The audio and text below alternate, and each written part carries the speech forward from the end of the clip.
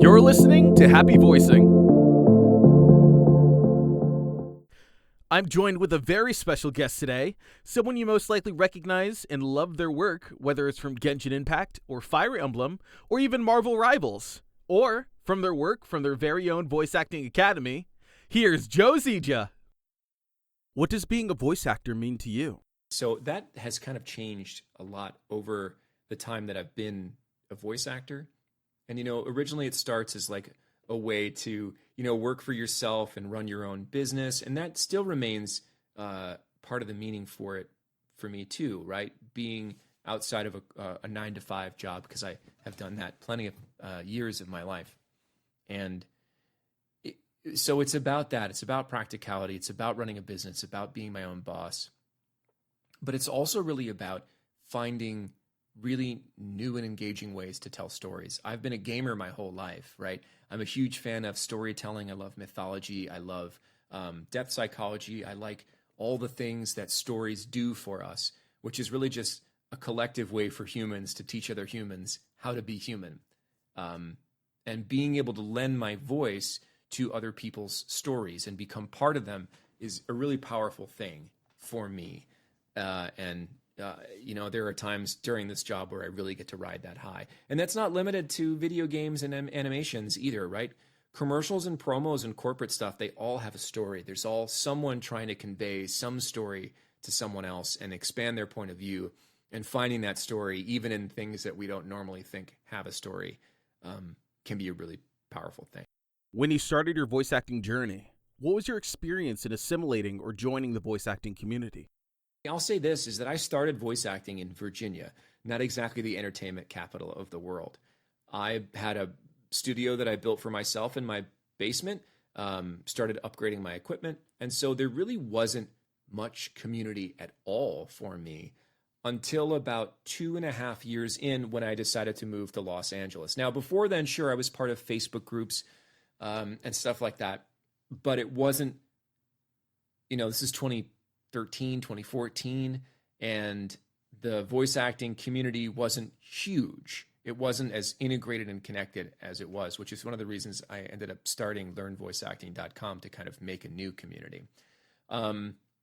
So that made for kind of a strange integration when I got to LA, and I was already a full-time successful actor, and joining groups where people were still really just trying to find their way in that old Hollywood way, where you just move to Hollywood with no plan.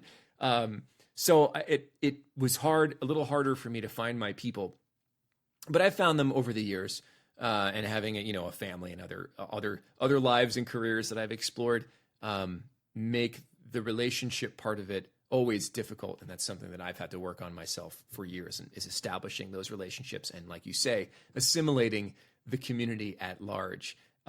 It's always a work in progress for me. Have you picked up on any advice that truly resonated with you throughout your journey? In my booth, which is just to my right here, I have a sign that's hanging up above where I read my scripts.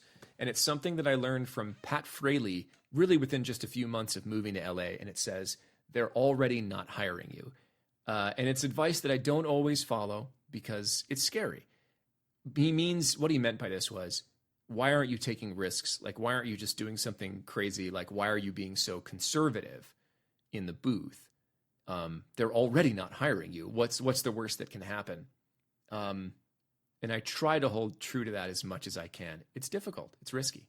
With AI becoming more rampant and many companies attempting to convert to more AI practices, which in turn steals jobs from human workers, what are some strategies that you practice making sure you deliver and associate with real human voices? This is the real hot topic, right? And you have to choose as an actor whether you're going to, whether you're an actor or a fisherman, it doesn't matter. You have to focus on what you can control.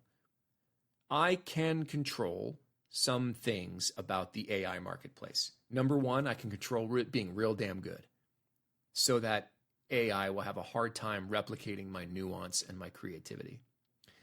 I can make sure that I'm building those relationships that I was talking to you about earlier, because an AI cannot substitute that relationship. That I can control.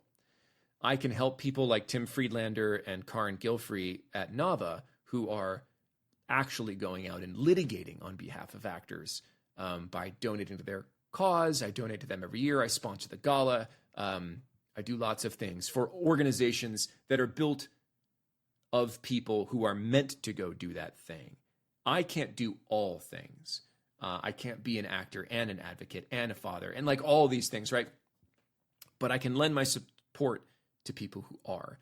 And understanding those defining lanes, those distinctions, has helped me maintain my sanity and my effectiveness because I'm not diluted across so many things. How can young people seeking entry into the business compete with both AI and senior talent? That hasn't changed. Be good, tell stories, focus on what you can control. You can control working on your craft. You can control refining your taste. You can control going and meeting people. You can control consuming media and being critical of it. You can control who you learn from and what you learn. You can control how much you practice. You can control how much you go out there and audition. You cannot control what 11 Labs is doing when stealing other people's voices, right?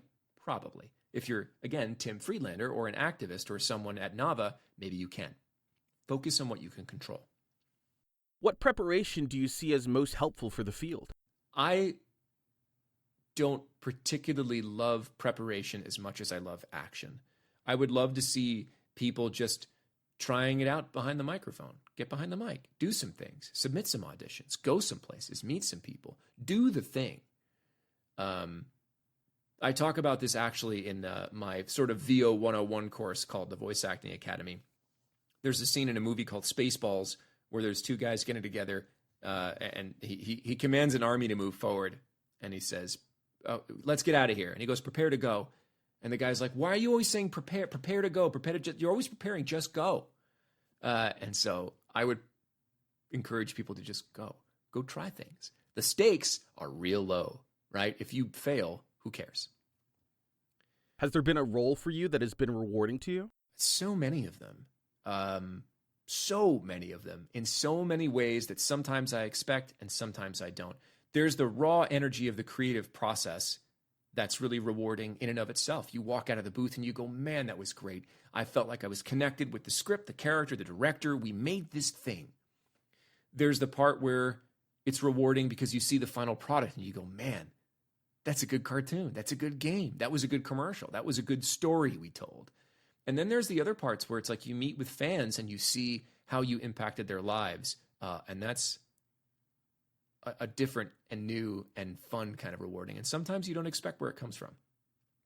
Is there any work, roles, or classes you would like to share with aspiring voice actors?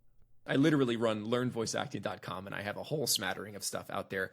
But there are many good people to learn from, whether you're doing the one-on-one coach thing or you're taking classes or a mixture of both, which is really what I recommend.